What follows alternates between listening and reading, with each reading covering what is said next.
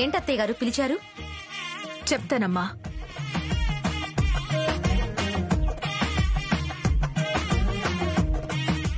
చెప్తుందమ్మా. మీ అత్తగారు అన్ని విషయాలు కోడళ్లకే చెప్తుంది, మాకేం చెప్పదు. ఈ మధ్య మీరు మా అత్తా కోడళ్ల విషయంలో తెగ కుళ్ళుకుంటున్నారు. నేను కుళ్ళుకుంటున్నానా? మీ అత్తా కోడళ్ల విషయంలో నేను కుళ్ళుకోవడం ఏంటి? సరదాగా అన్నానులేండి. నేను కూడా సరదాగే కుళ్ళుకున్నాను. నిజంగా అనుకున్నావా ఏంటి?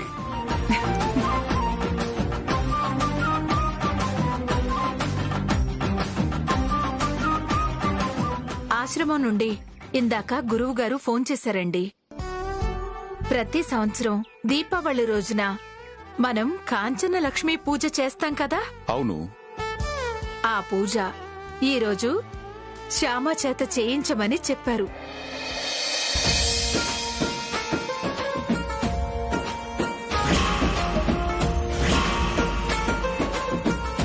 అవునా? శ్యామా చేత కాంచన లక్ష్మి పూజ చేయించమన్నారా? అవునండి.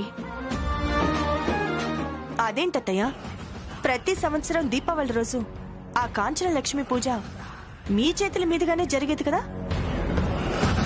ఈ సంవత్సరం ఎందుకు మార్చారు గురువుగారు? ఏదో కారణం లేదే గురువుగారు అలా మార్చరు కదా.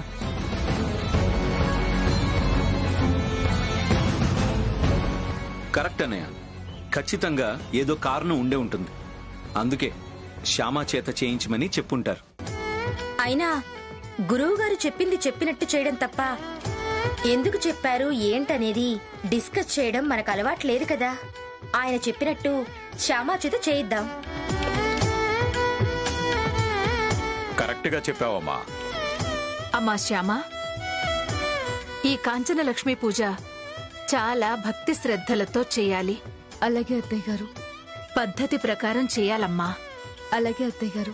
భక్తి శ్రద్ధలతో పద్ధతిగా నిష్టగా ఈ రోజు ఈ పూజను చేస్తే అష్టైశ్వర్యాలతో ఇల్లు తొలతూగుతుంది.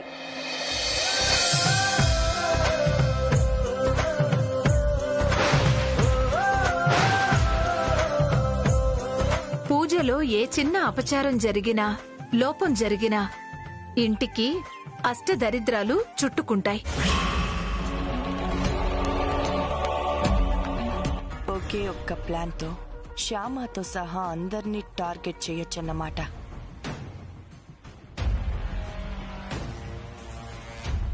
వావ్, ఇదేదో మనకు వర్కౌట్ అయ్యేలా ఉంది. శ్యామా, ఇదే నీకు ఆఖరి దీపావళి. మన ఛాలెంజ్ లో నేను గెలవబోతున్నాను. లక్ష్మీదేవికి కోపం వచ్చి ఇంట్లో నుంచి కాలు బయట పెట్టిందా, వెంటనే జ్యేష్ఠాదేవి వచ్చి తిష్ట వేసుకుని నట్టింట్లో కూర్చుంటుంది.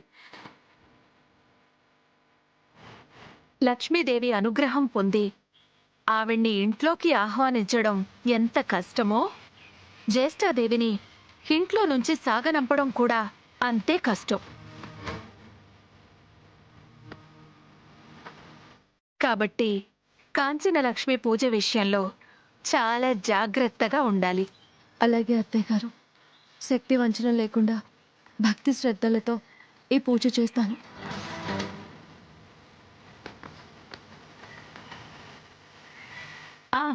గురువుగారు ఇంకొక విషయం కూడా చెప్పారు. ఏంటి? మన ఇంట్లో జరిగే కాంచన లక్ష్మి పూజ చూడటానికి సీత అనే ఒక అమ్మాయి వస్తుందంట.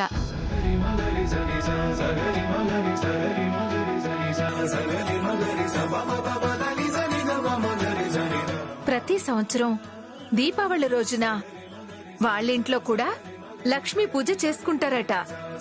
కాకపోతే ఈ సంవత్సరం దీపావళి రోజున ఆ అమ్మాయి వాళ్ల చుట్టాల ఇంట్లో ఉండాల్సొచ్చిందంట.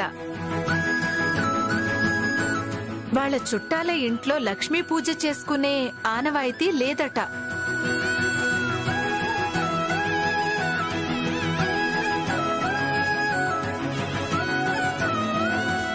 ఈ సంవత్సరం లక్ష్మీ పూజ చేసుకునే భాగ్యం లేదు అని ఆ అమ్మాయి ఫీల్ అవుతూ ఉంటే, పూజ చేస్తేనే కాదమ్మా, పూజ చూసినా కూడా ఫలితం దక్కుతుంది అని గురువుగారు చెప్పారట. ఆనంద గజపతి వర్మ గారి ఇంట్లో కాంచన లక్ష్మి పూజ చాలా వైభవంగా జరుగుతుంది. అక్కడికి వెళ్లి ఆ పూజలో పాల్గొనమ్మా, నీకు ఫలితం దక్కుతుంది అని చెప్పి గురువుగారు పంపిస్తున్నారట. అవునా? అయితే ఈ సంవత్సరం దీపావళికి మన ఇంటికి ఒక గెస్ట్ వస్తున్నారన్నమాట. మీరు దీపావళి రోజు లక్ష్మీ పూజ చాలా భక్తి శ్రద్ధలతో నిష్ఠగా చేస్తారని గురువుగారు చెప్పారండి.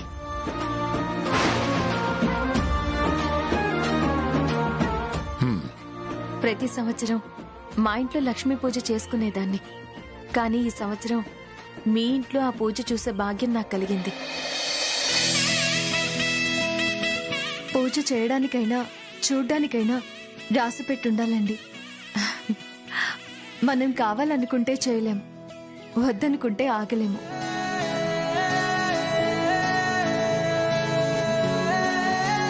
ప్రాప్తం లేకపోతే మనం గుడికి వెళ్ళినా కూడా మనకు దర్శనం జరగదు, తలుపులు మూసేస్తారు. కరెక్ట్ శ్యామా, నాకిక్కడ ప్రాప్తం ఉంది కాబట్టి ఇక్కడికి రాగలిగాను. పూజ ఏర్పాట్లన్నీ పూర్తయిపోయాయా ఆంటీ? అయిపోవచ్చిందమ్మా, పద.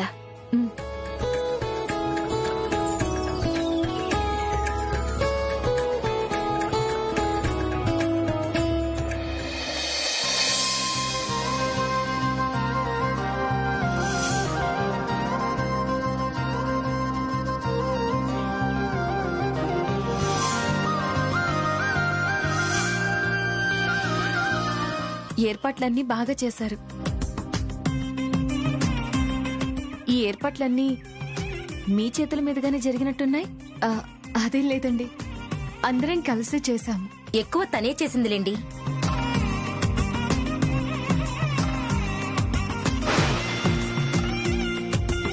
సంధ్యావందనం అవుతుందమ్మా.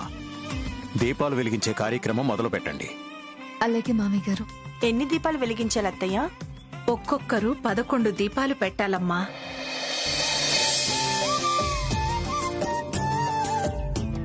11 కంటే ఎక్కువ పెట్టద్దా నానమ్మా? పెట్టొచ్చు నాన్నా, 11 కంటే తక్కువ మాత్రం పెట్టకూడదు. అసలు దీపావళి రోజు దీపాలు ఎందుకు పెడతారు? దాని పేరే దీపావళి కదా, అందుకే దీపాలు పెడతారు. అసలు ఈ దీపావళి ఎందుకు చేస్తారక్క? పూర్వం నరకాసురుడు అనే రాక్షసుడు ఉండేవాడట. వాడు క్షుద్ర పూజలు చేసి అనేక శక్తులు సంపాదించాడట. ఆ శక్తులతో వాడు అందర్నీ పీడించడం మొదలుపెట్టాడట. వాడి పీడ వదిలించడం కోసం కృష్ణ పరమాత్మ సత్యభామతో కలిసి యుద్ధం చేసి వాణ్ణి సంహరించాడట.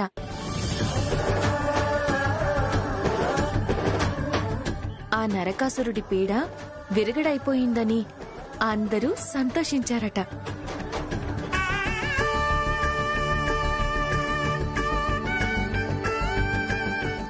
వాళ్ళ జీవితాల్లో నుంచి చీకటి పోయి వెలుగు నింపినందుకు సంతోషంగా అందరూ ఇల్లంతా దీపాలు పెట్టుకుని దీపావళి పండుగ జరుపుకున్నారట.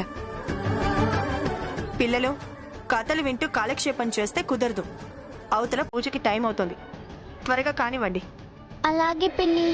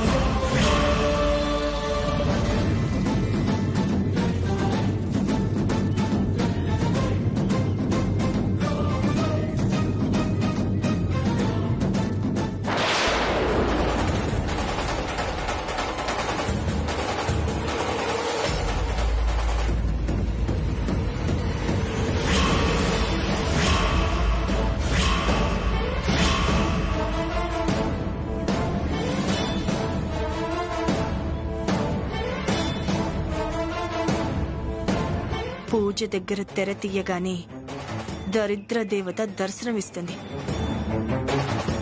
అప్పుడు అందరూ శ్యామ అని తిడతారు. శ్యామ అనే దరిద్ర దేవతని ఈ ఇంటి నుంచి వెళ్ళగొడతారు.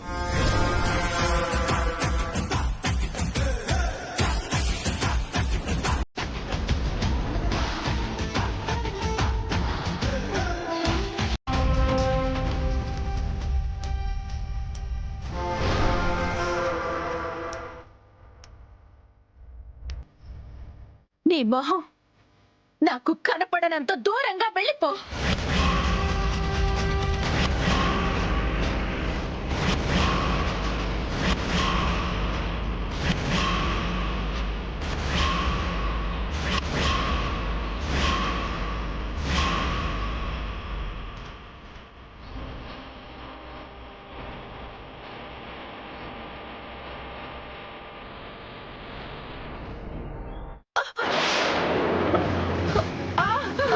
Mummy mummy mummy mummy mummy mummy Vasantha mummy mummy mummy వసంత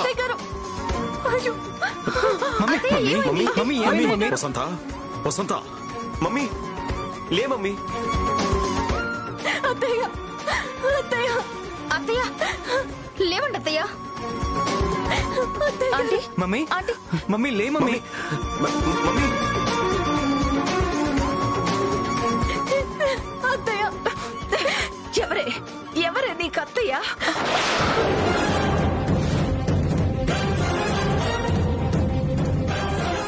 వద్దు, నన్ను అలా పిలవద్దు.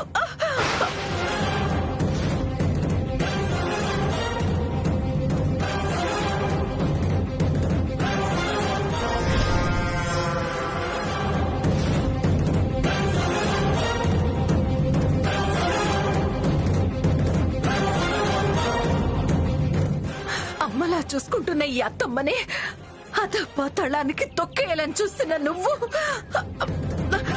నా కోడలివి కానే కాదు. ఆంటీ వసంత ఆవేశపడద్దు వసంత, దయచేసి ఆవేశపడద్దు. ఇది ఆవేశం కాదండి, బాధ. కడుపు రగిలిపోతున్న బాధ. తరతరాలుగా మన ఇంట్లో జరుపుకునే పూజలో కాంచన లక్ష్మి విగ్రహానికి అపచారం జరిగిందే అని భరించలేకపోతున్నానండి. భరించలేకపోతున్నాను.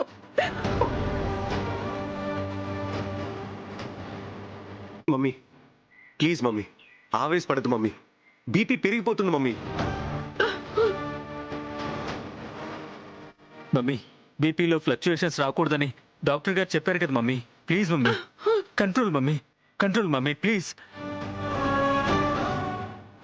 అన్నయ్య డాక్టర్ గారికి ఫోన్ చేయి. వద్దురా, ఇప్పుడు డాక్టర్లు మందులు కాదురా నాకు కావాల్సింది. జ్యేష్ఠదేవిలా దాపరించిన ఆ దరిద్రాన్ని బయటికి గెంటేయడం. ప్లీజ్ మమ్మీ దయచేసి మాట్లాడదు మమ్మీ, అలా ఆవేశంగా మాట్లాడదు mummy. Please mummy please. Okay okay, నేను మాట్లాడనురా, మాట్లాడను. నేను మాట్లాడకుండా ఉండాలంటే ఈ దరిద్రం ఇది నా కళ్ళ ముందు నుంచి వెళ్ళిపోవాలి.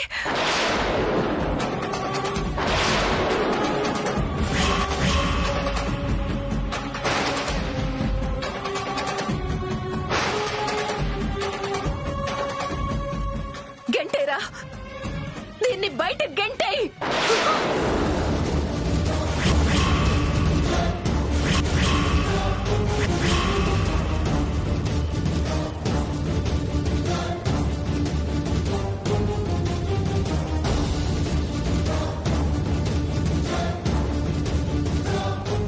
మన ఇంటికి పట్టిన దరిద్రాన్ని జుట్టు పట్టుకుని బయట గెంటేయ్. అత్తయ్య గారు చెప్తున్నారు కదా, ఆ పని చేయి.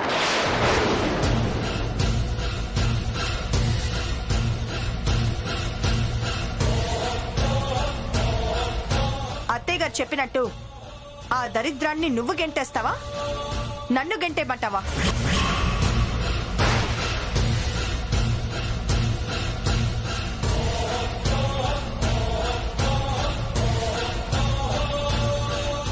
ఓకే, నేనే గెంటేస్తాను. నాకు అత్తగారి కంటే ఎవ్వరూ ముఖ్యం కాదు. ఎవ్వరూ ముఖ్యం కాదు. అత్తయ్య గారు ఆరోగ్యంగా ఉండటం కోసం అత్తయ్య గారు చెప్పింది చేయడం నా బాధ్యత అనుకుంటాను. అందుకని ఆ పని నేనే చేస్తాను. లే పద. ఆగు.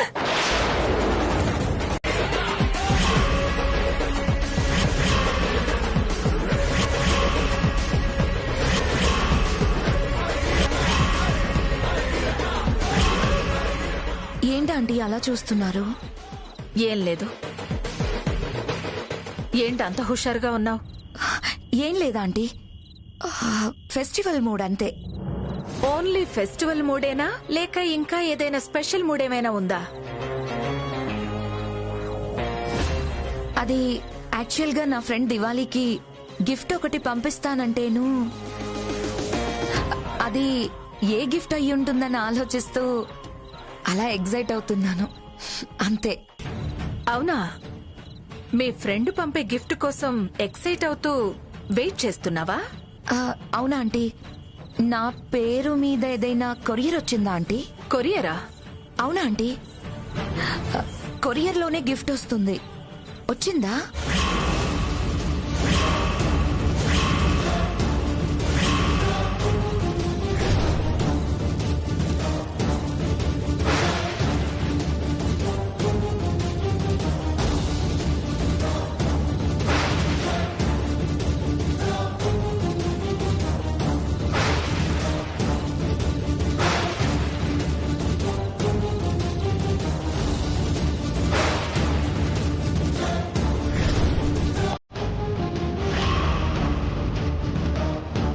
రాలేదు.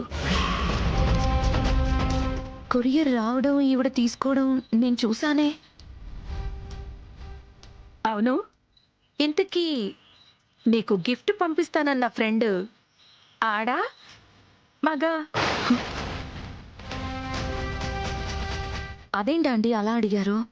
అంటే నువ్వు ఫ్రెండ్ గిఫ్ట్ పంపిస్తున్నట్టు చెప్పావే కానీ బాయ్ ఫ్రెండో కాదో చెప్పలేదు కదా, అందుకని.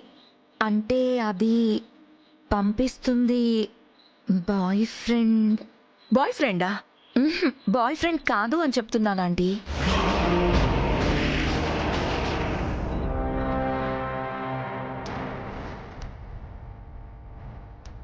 Just friend aunty.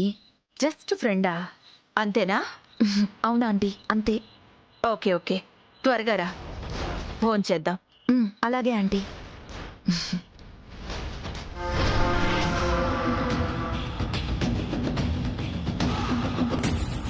ఎస్, నేను అనుకున్నట్టు ఆంటీకి నా మీద అనుమానం వచ్చేసింది. శ్యామ, ఇక తొందరలోనే నువ్వు ఇంట్లో నుంచి బయటకెళ్ళిపోతావు.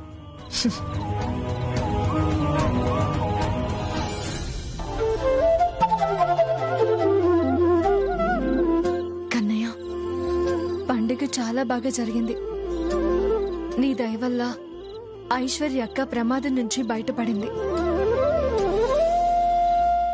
ఆ ఒక్క అపశృతి లేకుండా ఉంటే ఇంకా చాలా బాగుండేది. శ్యామా, ఎవరితో మాట్లాడుతున్నావు? కన్నయ్యతో. కన్నయ్య? అవును, ఆ చిన్ని కన్నయ్యతో.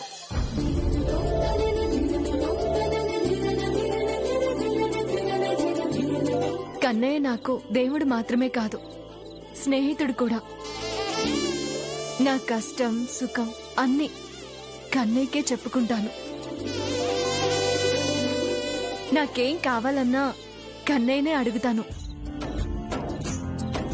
నేనే కోరిక కోరినా కూడా మా కన్నయ్య కాదు అనడు, నా కోరిక తీర్చేస్తాడు. నాకు అమ్మ, నాన్న, గురువు, దైవం అన్నీ అన్నీ కన్నయ్యే. నువ్వు కృష్ణ భక్తురాలు అని గురువుగారు చెప్పారు. ఎంతటి భక్తురాలు అనేది ఇప్పుడు కళ్ళారా చూస్తున్నాను. శ్యామా, నీకొక విషయం చెప్పాలి. ఏంటి? ఈ ఇంట్లో నీకు తెలియని శత్రువులు కొంతమంది ఉన్నారు. శత్రువులా? అవును, ఉన్నారు. నువ్వు చేస్తున్న లక్ష్మీ పూజ ఫలితం దక్కకుండా చేయడం కోసం వాళ్ళు ప్రయత్నం చేశారు.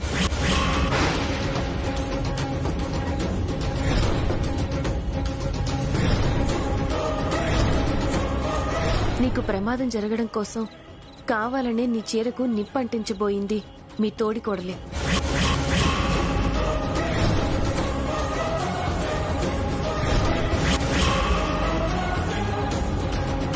ఇప్పుడు కోడళ్ళున్న అత్తగారివి కదా, ఆ కోడళ్ళు నీ చేత పని చేయించరు కదా అని అలా అడిగాను. కాఫీ ఇవ్వడం పెద్ద పనేం కాదులేండి. అది చేసినా పర్వాలేదు, చెయ్యకపోయినా పర్వాలేదు. కాని అత్తగారిగా నేను చెయ్యాల్సిన ఒక పని మాత్రం చెయ్యట్లేదనే విషయం నాకు ఇప్పుడే అర్థమైంది. ఏంటి అత్తగారిగా నువ్వు చేయాల్సిన పని చేయట్లేదా? అవును. నేను నమ్మను. అత్తగారిగా నీ బాధ్యతను నువ్వెప్పుడూ మర్చిపోవు. ఇప్పుడు మర్చిపోయాను కాబట్టే చెప్తున్నాను. ఏం మర్చిపోయావు? కొత్తగా పెళ్లి కూతురుగా ఈ ఇంట్లో కాలు పెట్టిన చిన్న కోడల్ని, శోభనపు పెళ్లి కూతుర్ని చేయడం మర్చిపోయాను. అప్పట్లో శ్యామాన్ని నేను కోడలిగా అంగీకరించలేదు కాబట్టి అలా ప్రవర్తించాను. ఇప్పుడు నేను శ్యామాని మనస వాచ కర్మణ నా కోడలిగా అంగీకరిస్తున్నాను. అలా నేను తనని కోడలిగా అంగీకరించినప్పుడు ఆ ముచ్చట జరిపించాలి కదా.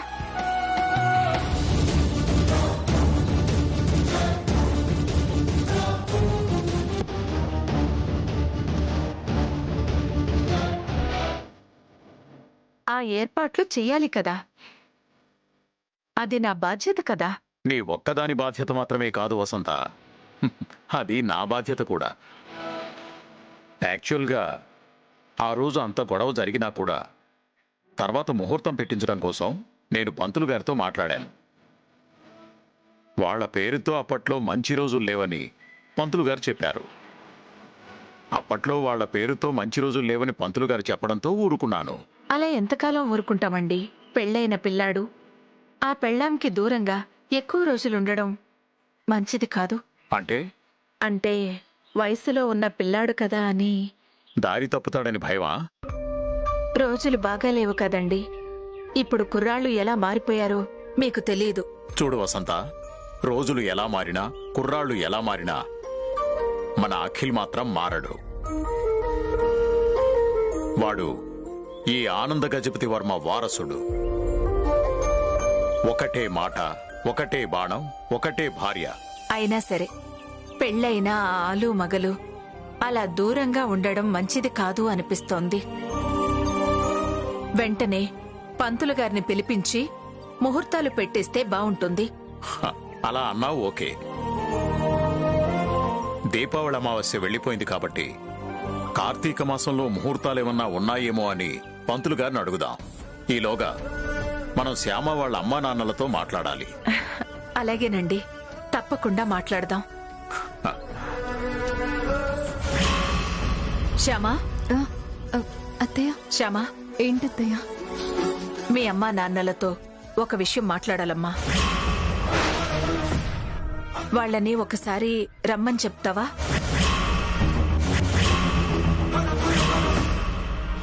మా అమ్మా నాన్నలతో మాట్లాడాలా? అవునమ్మా, చాలా ముఖ్యమైన విషయం మాట్లాడాలి.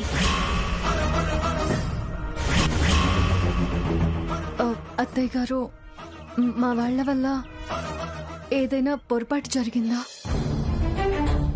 వాళ్ళు మిమ్మల్ని ఏమైనా ఇబ్బంది పెట్టారా? మిమ్మల్ని ఏమైనా బాధ పెట్టారా? అలాంటిదేమైనా జరుగుంటే చెప్పండి అత్తయ్య గారు.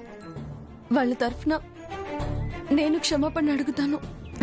చచ్చా, వాళ్ళు అలాంటిదేమీ చేయలేదమ్మా. మరి నా వల్ల ఏమైనా తప్పు జరిగిందా? నువ్వేం తప్పు చేసావమ్మా? మరి మా అమ్మ వాళ్ళని పిలిపించడం? మీ శోభనం విషయం మాట్లాడటానికి వాళ్ళని పిలిపించమంటున్నాను.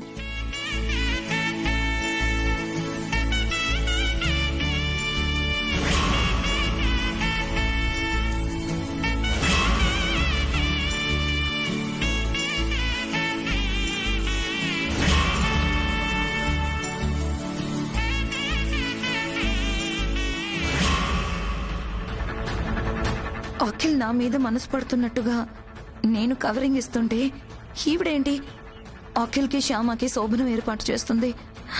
ఛ, నేను వేసిన ప్లాన్ అంతా ఫ్లాప్ అయింది. ఇప్పుడెలా? ఇంతకాలానికి అత్తయ్య గారి మనసులో నాకు స్థానం ఇచ్చినట్టున్నారు. అంటే అత్తయ్య గారు నన్ను తన కోడలిగా పూర్తిగా అంగీకరించారన్నమాట. అయ్యో శ్యామా లే.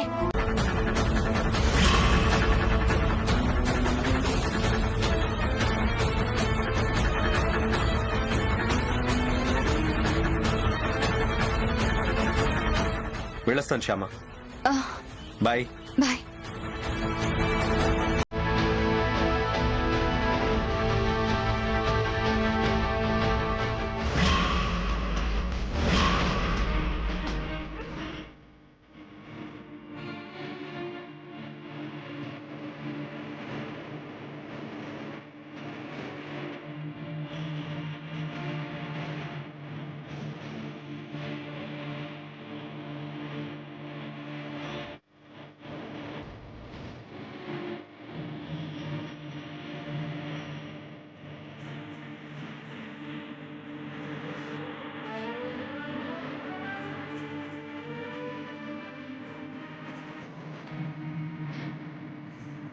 మై డియర్ అఖిల్, తొందరలోనే కార్లో నీ పక్క సీట్ని కబ్జా చేస్తాను.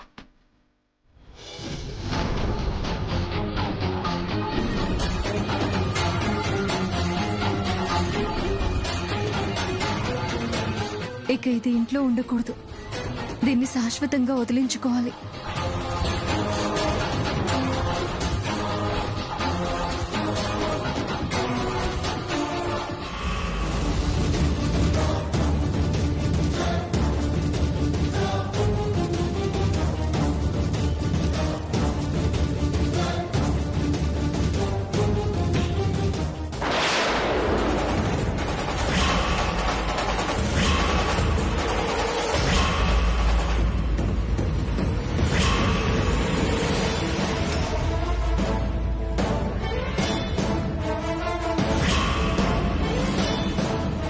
ఏంటి శ్యామా అలా టెన్షన్ పడుతున్నావు?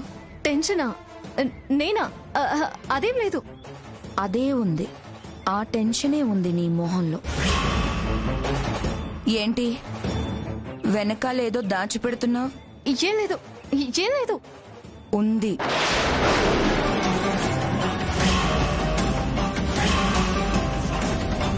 ఏదో ఉంది.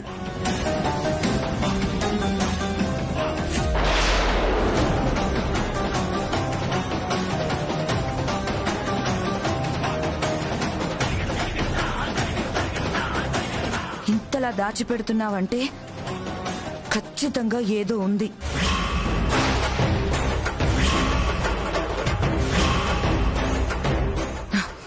ఏంటది? చెప్పు, ఏంటది? మీకు అనవసరం. గురువుతో ఇలాగేనా మాట్లాడేది? గురువు చదువు విషయంలో కల్పించుకోవాలి, అన్ని విషయాల్లో కల్పించుకోకూడదు. కల్పించుకోవచ్చు. స్టూడెంట్ ఏదైనా తప్పు చేస్తున్నారనే డౌట్ వచ్చినప్పుడు గురువు అన్ని విషయాల్లో కల్పించుకోవచ్చు. నువ్వు ఏదో తప్పు చేస్తున్నావని నాకు డౌట్గా ఉంది. యునో, నేను ఈ విషయంలో కల్పించుకోవచ్చు. నేనేం తప్పు చేయడం లేదు. ఆ విషయం చెప్పాల్సింది నేను. మర్యాదగా నీ చేతిలో ఏముందో చూపించు. నువ్వు చూపించేదేంటి? వదలండి, వదలండి, వదలండి. చూపించు. నేను చూపించను, వదలండి.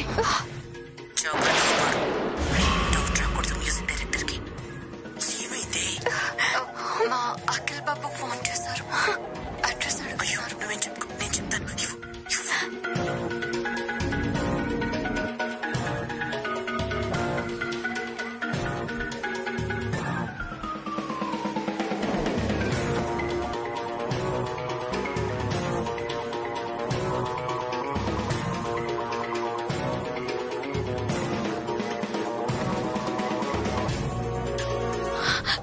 ఏది ఏమైంది అది? ఏమో నాకేం తెలుసు.